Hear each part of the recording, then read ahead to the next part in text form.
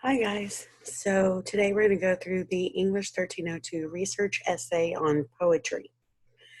Um, I'm going to be going through the instructions and giving a few tips as we go. So the assignment itself says write a research essay of no less than 1,500 words, which is about 5 pages, in which you fully analyze a poem that we have not covered in class by an American poet. Your essay must be typed, double-spaced, and documented according to MLA format. You must use no fewer than 5 professional outside sources, not including your primary source, which is the poem. This means that you will include at least 6 sources on the works cited page. Include a typed copy of the poem with your final draft. And also with your final draft, you must include a works cited page formatted in MLA. Type your word count at the end of the last sentence. All essay material must be on a single document and turned into Safe Assign on Blackboard. That should say Blackboard. Ooh. Here we go. Save it. All right, so requirements for the cited sources, only professional sources. There's a list of no's right there, okay? Please adhere to those. Anything on the KC library is safe. Use it, please. It's great. I'll go through that in a few minutes. Okay, so right now, what I want to get to, the main point of this, real quick, I'm going to go down. Right here on the 5th page of these instructions, you have a list of poets that you can choose from. Okay, so the idea is that you need to choose one of these poets, select one poem from one of these poets, and then your job is to analyze that poem, just one poem, not all their poetry. I don't need their biography.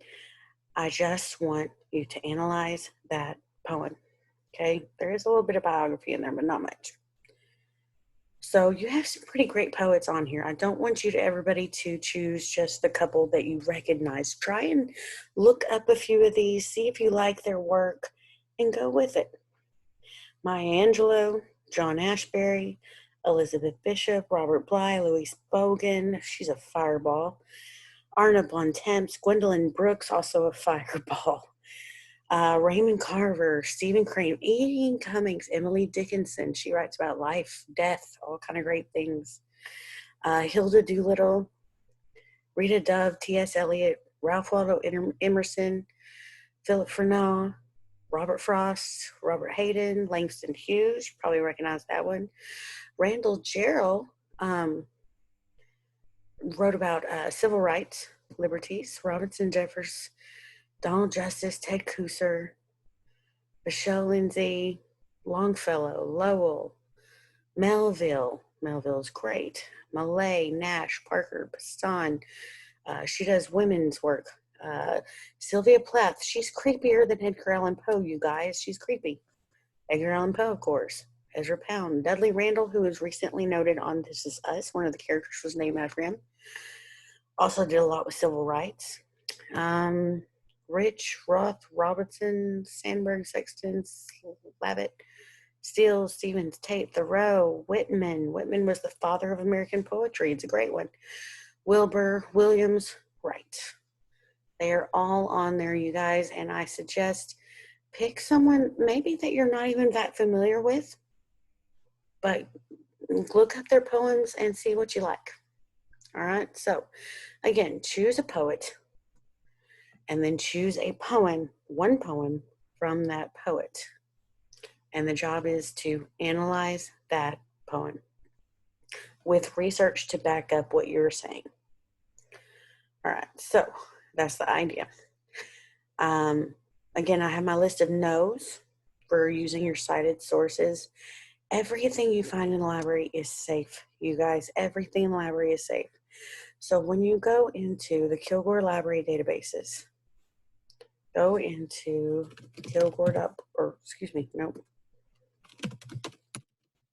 library.kilgore.edu. And the instructions on how to do this are in Blackboard, step by step. In the links section, it says how to research. This is what it's going to tell you to do. Library.kilgore.edu, databases. I really suggest go to search databases by title A to Z. And in this case, you're going to go to L. And my favorites, again, you can use all of these, any of these. I like Lit Finder, I like Literary Reference Centers, but my favorite is Literature Criticism. And if you go in there and you log in and you search for your poem and your poet, you're probably going to find something. The odds are with you, okay? The odds are in your favor if you're in the Hunger Games. All right, so that's a little bit on how to research. Again, follow that guide that I give you on Blackboard. It'll help. All right, I'm going to go on down. It's talking about citations. Most of this essay needs to be 70-80% your work. If it's more than that, it's not yours anymore. Okay, so there's that. I have in here a guide, and it says, notice the word, required paragraph format and organization. Your first paragraph, introduce the poem, explain its literal meaning. Close this paragraph with a thesis statement in which you speculate on the theme the poem expresses, i.e., what is the point of the poem? What is the author getting at? What are they trying to tell us? Paragraph 2, elaborate on that theme a little bit. Paragraph 3, discuss the poet's life. Yes, there's a little bit of bibliography here, biography. So you can talk about your poet's life, and especially the part of the poet's life that might affect that poem in particular. Okay. Paragraph 4, what is the poem's physical structure? How is it organized? Is it stanzaic? Is it continuous? The meter, the rhythm, the line length, the rhyme scheme, all of that goes in this paragraph. For more information on this, you're going to need to check out the class in which we are talking about how to analyze a poem. And I do talk about the physical structure. Paragraph 5 is where you talk about your literary devices. Again, look at that video on how to analyze a poem. We'll be talking about it in class. But essentially, what this is going to boil down to is your vocabulary. It's that vocabulary, those literary devices. And I'll show you. Let me skip down real quick for a minute. We'll come back here. Go on down, go on down, go on down.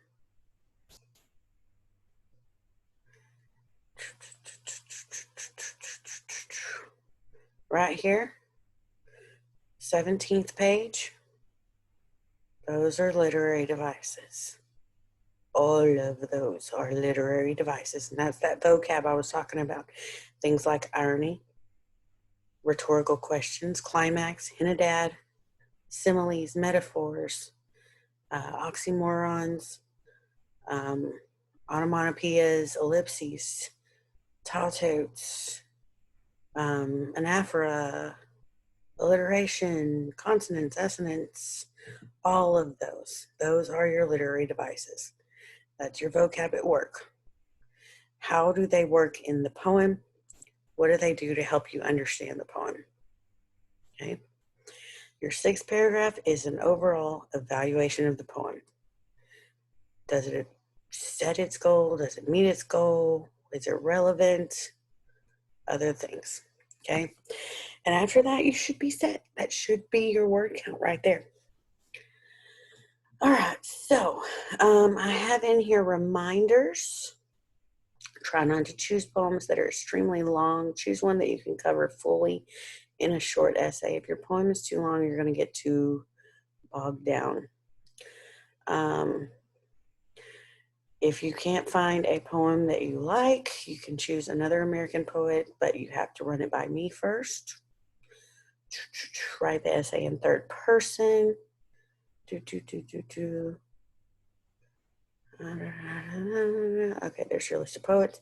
Right here, you have an outline that you can possibly, if you choose, print out and write in if you are a printer person, or you can just type in, here is my essay, and you can type it in, and that gives you an outline for how to set up this essay. So it's a pretty good outline. I think it helps. It helps. All right. I have other reminders for your works cited page and how it needs to look. Please adhere to these. That helps me. How to signal quotes. Don't just dump quotes in there. Just signal them. Tell me where they're coming. All of that. Good advice. Strategies for writing about poetry. William Wordsworth's Speaker. Again, I want to remind you guys that just because William Wordsworth is the author does not necessarily mean that he is the speaker. They are different. It's just like your narrator is not always your author. The speaker is different from the author. Gone on. There's your vocab. I do encourage you to use that vocabulary. It makes you sound smart. Here's a checklist to make sure you have everything you need. And then I have also in here a sample essay. Now, I do want to point out, you don't get to write about this particular essay, this particular poem. You can do Walt Whitman, but not this noiseless ancient spider, because that's been written here. Okay, so this sample essay is actually a really great one. Notice he's got his works cited page, and it's set up just the way it needs to be. He's got 1 source, 2 source, 3, 4, 5, and there's the poem itself. So he's got 6 sources. Okay, right here is the last page. It's got the poem itself typed up for me. All right, here's another one. The Awakening, Edgar Allan Poe. Right, Dream Within a Dream. So same thing. Same thing. There's your original poem. There's all your 5 sources to go with it. And this is what your essay needs to look like. The last pages here are strategies for professional writing. I put this at the end of everything. Things like avoid you.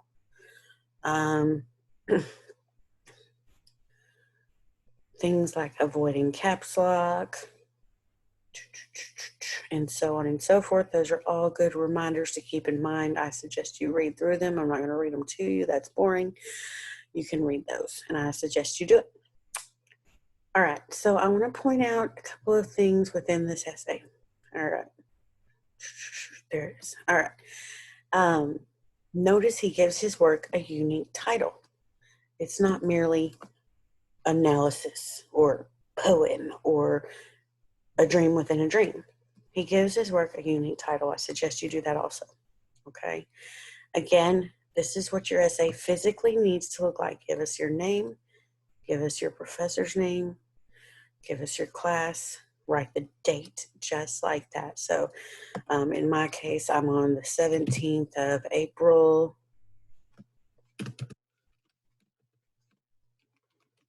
In 2020. Okay. So change it and make it look like it's supposed to. All right. Also, go ahead and double click up here, change the last name. Put your last name and put your page number. Cool. All right. Indent your paragraphs. That's important for me. I need to be able to see when your paragraphs start and end. So indent new paragraphs. I want to note the thesis statement.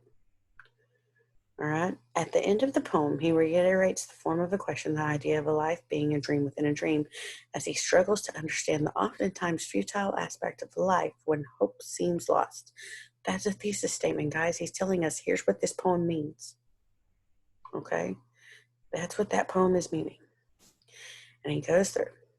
Now, I also want to note, where's a good example? All right. So, for example, here, he's quoting from one of his sources, Mabbott, page 450. That's a page number, okay? For MLA, we use page numbers. And that's from one of his research sources. This is also from a research source. This was a website, okay? It didn't have an author. It was just Poe's Life. That's the title of the website. It didn't have an author, so we just did the title.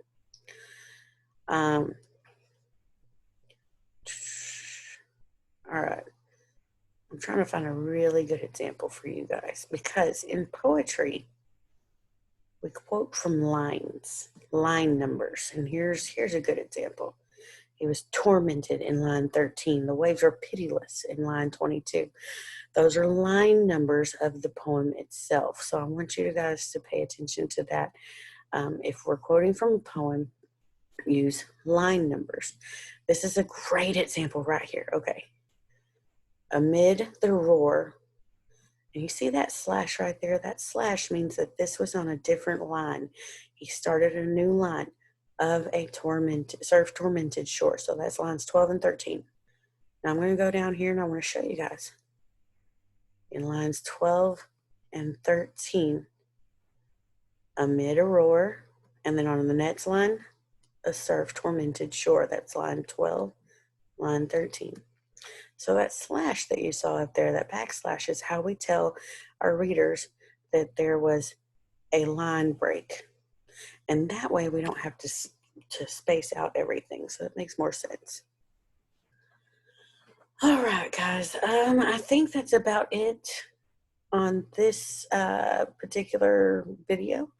If you have questions about your essay or how to research, or you have trouble, please let me know. And I will be in touch.